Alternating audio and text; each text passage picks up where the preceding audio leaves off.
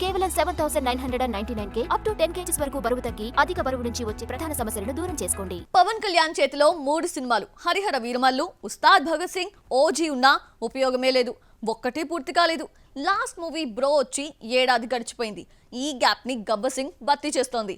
Pawan birthday సందర్భంగా సెకండ్న ఈ hit సినిమాని రిలీజ్ చేస్తున్నారు. పవన్ కొత్త సినిమాల నుంచి ఏదైనా అప్డేట్ రావాలంటే అది పలానా రోజున షూటింగ్ మొదలవుతుంది అన్న న్యూస్ ఒక్కటే ఇక రావాల్సి ఉంది. ఈ గ్యాప్ ని పవన్ పాత సినిమాలు తీర్చబోతున్నాయి. ఇప్పటికే తొలి ప్రేమ, వకీల్ సాబ్, ఖుషి అంటూ రిలీజెస్ తో సందడి చేసిన పవన్ సెకండ్న గబ్బర్ సింగ్ రిలీజ్ తో వస్తున్నాడు. ఈ సందర్భంగా దర్శక నిర్మాతలు మీడియాతో మాట్లాడారు. దబాంగ్ తెలుగు రీమేక్ గా రూపొందిన గబ్బర్ సింగ్ హిట్ తో ఫ్యాన్స్ ఖుషి అయ్యారు. 4 ఏళ్ల పాటు పవన్ హిట్ చూడలేదు. జల్సా తర్వాత వచ్చిన పులి, తీన్మార్, పంజా ఒకదాన్ని మించి మరొకటి డిజాస్టర్స్ అయ్యాయి. పవన్ పనైపోయిందని కామెంట్ చేసిన ప్రతి ఒక్కరికి గబ్బర్ సింగ్ తో సమాధానం చెప్పాడు పవర్ స్టార్.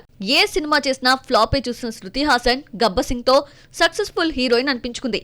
ఆ తర్వాత స్టార్స్ అందరితో నటించే ఛాన్స్ అందుకుంది. జల్సా తర్వాత దేవిశ్రీ ఇచ్చిన ట్యూన్స్ గబ్బర్ సింగ్ ని మరోసారి మ్యూజికల్ హిట్ చేసింది. పవన్ బర్త్డే సందర్భంగా గబ్బర్ సింగ్ రిలీజ్ తో పాటు పవన్ నటిస్తోన్న 3 సినిమాల నుంచి ఏదో ఒక అప్డేట్ ఇవ్వబోతున్నారు.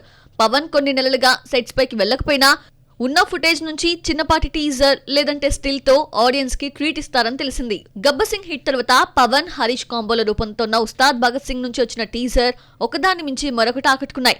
దీంతో 3 సినిమాల్లో ఉస్తాద్ ఎప్పుడొస్తుందా అని ఫ్యాన్స్ వెయిట్ చేస్తున్నారు. సినిమాను త్వరలో స్టార్ట్ చేసి డిసెంబర్ లేదంటే జనవరి నాటికి పూర్తి చేస్తామని నిర్మాత రీసెంట్ గా తెలిపారు.